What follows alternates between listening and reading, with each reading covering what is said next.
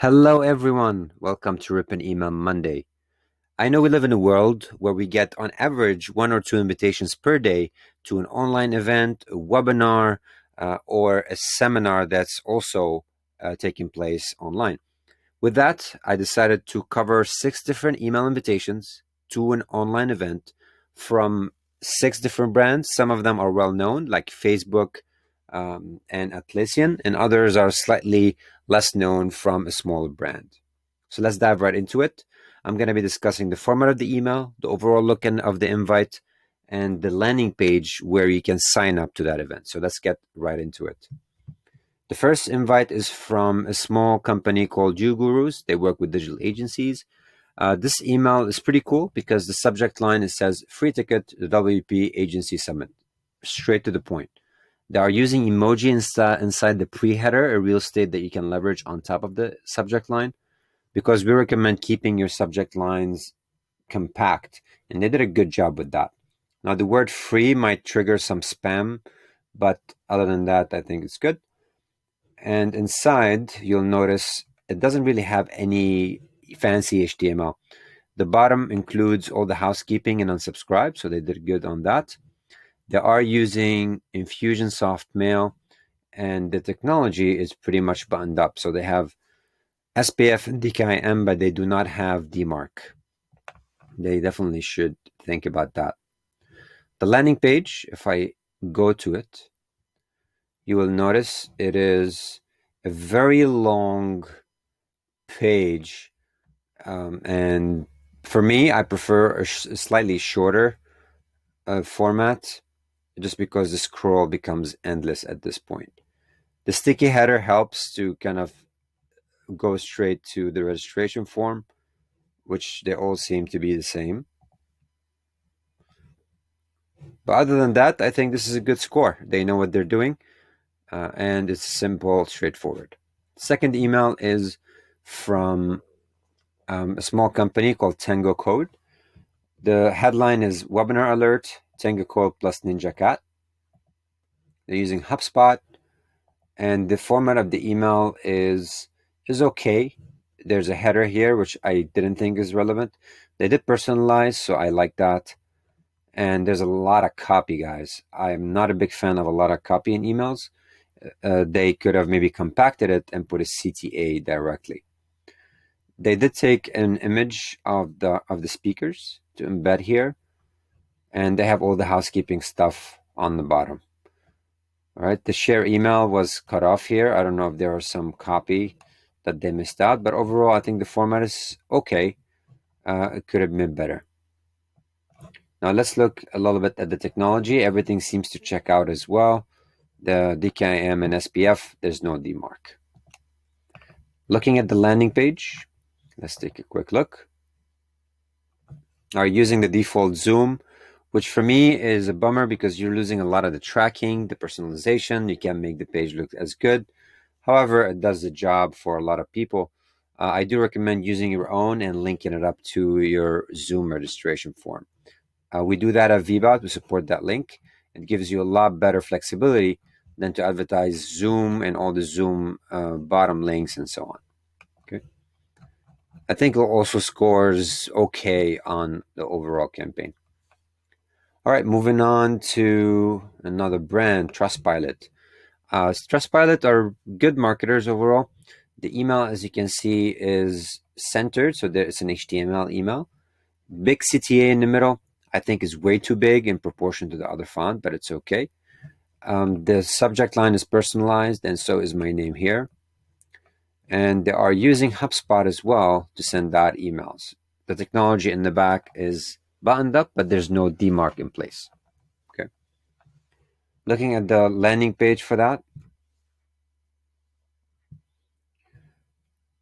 Now, for me, this is probably like a bigger event, and bigger events tend to have longer pages, but they did embed an Eventbrite on the page, giving them some flexibility to control aspects of the design. Okay. It's not the best layout for a landing page, and the email is efficient. I think they ran that invite pretty quickly, and they were gunning for efficiency. I think it works. It scores a little bit higher than the others, considering that is straight to the point, and it triggers action much faster than the other three that I shared so far.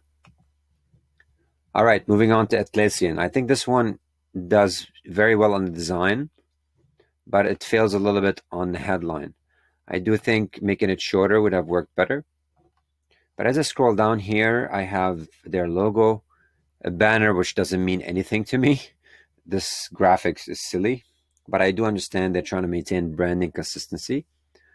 The outline is very short and straight to the point, and the CTA is also clear. All the housekeeping stuff on the footer, and they are using the Athletician headers, or actually Athletician servers, I believe. All right, pass, and pass. Very good. The landing page is very compact and very efficient. They offer multiple times to subscribe to that event. So it's a repeat event, unless it's pre-recorded.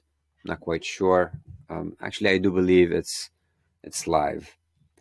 Speakers, the form, and what you're opting into. So I think this is good.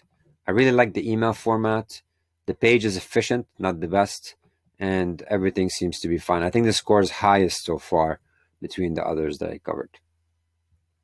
And the technology back-end side of things, everything is a pass, and they do have DMARC, so I was happy to see that. All right, moving on to Facebook. You guys know Facebook, obviously, and I was surprised to see that they didn't do too well. The subject line was weak, or too long, actually. There's a redundant header here, which I didn't think was necessary. I know they did it for branding, but they could have made it compact. There's, I think the copy is okay. They could have just removed this paragraph or did a little better job. And then they have a CTA, which requires an access code.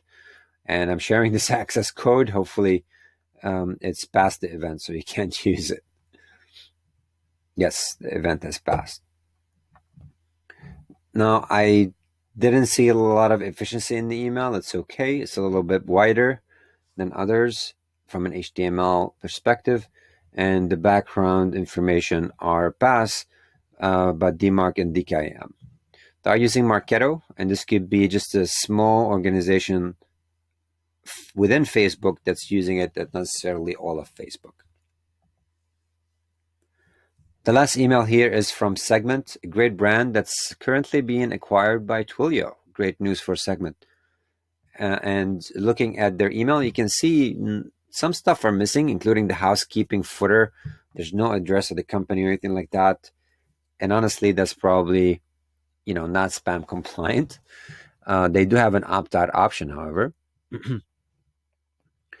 But the subject line is, okay, determining the right CDP for your business, customer data platform.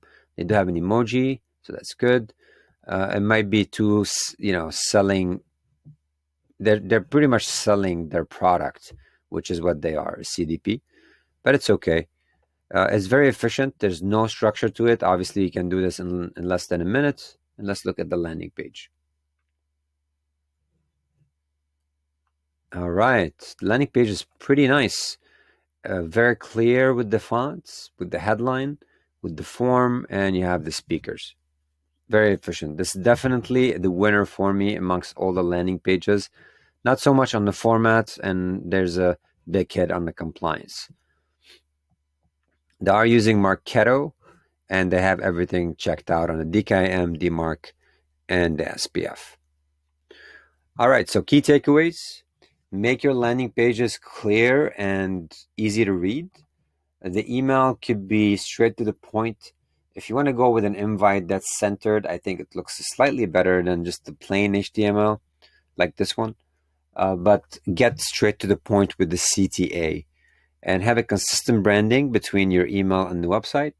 Cut out all the non-required headers if you can, and make sure that you are properly you are properly set up with your technology backend.